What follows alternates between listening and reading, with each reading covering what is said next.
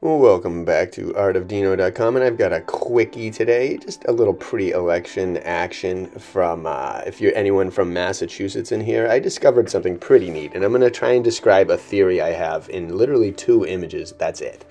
So take a look at Massachusetts' voting history, because I think I can pinpoint exactly when things started to be terrible. So as you look at the bottom, 80-84, Reagan won, things were starting to get normal, so a typically Democratic place had been swayed into republicanism by Reagan, and they knew that. They knew that Massachusetts was a key corruption state for medicine, for big pharma, for government, for everything.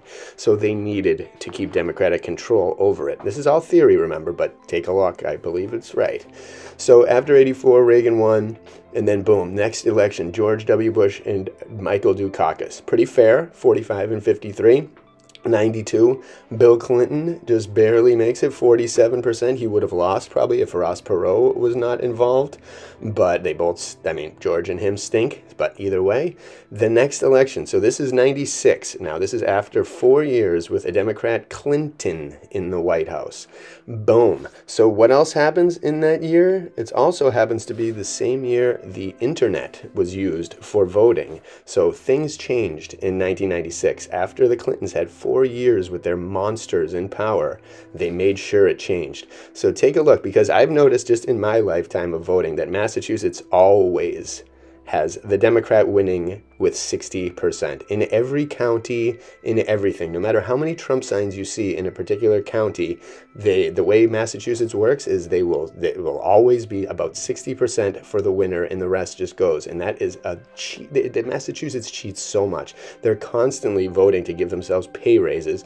They're constantly doing all these things and then they're putting out a vote, but the vote is always wrong. And I still have some family members that know this as being so blatantly obvious, and others that just can't seem to grasp it, which is mind-numbing to me, because I can see it, and I'm pretty young. If I lived here, I would easily be able to see it. But I think, again, this is my theory, that the Clintons initiated it in Massachusetts, and now they have it set that 60% is what they will automatically get, and they will win every single time. And it's happened since.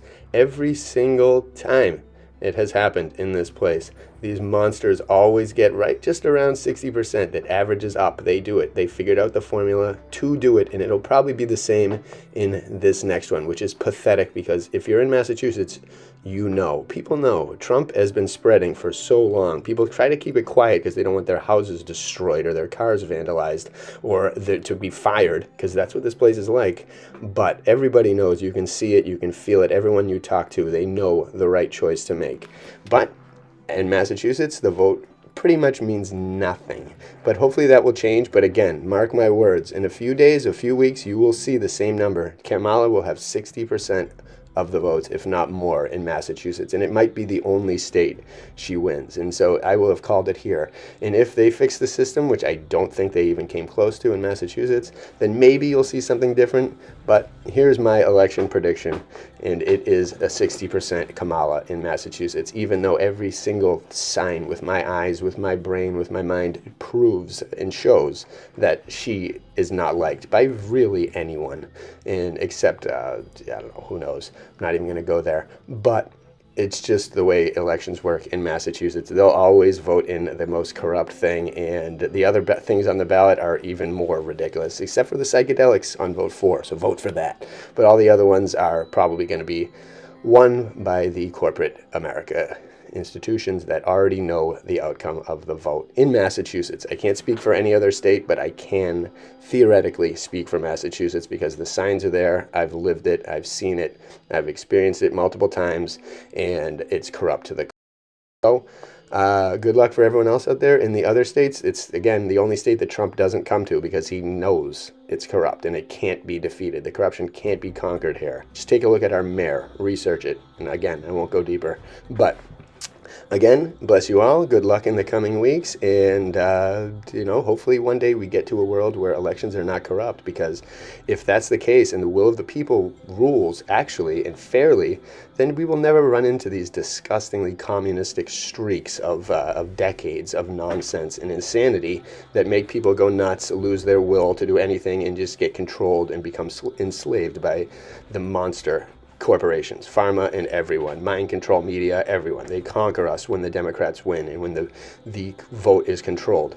When the vote is free and becomes free again, you will see a drastic change, and the will of the people will dictate the culture of America, and it will be so much better than the disgusting, decrepit, evil, satanic filth that we've been bombarded with for far too long.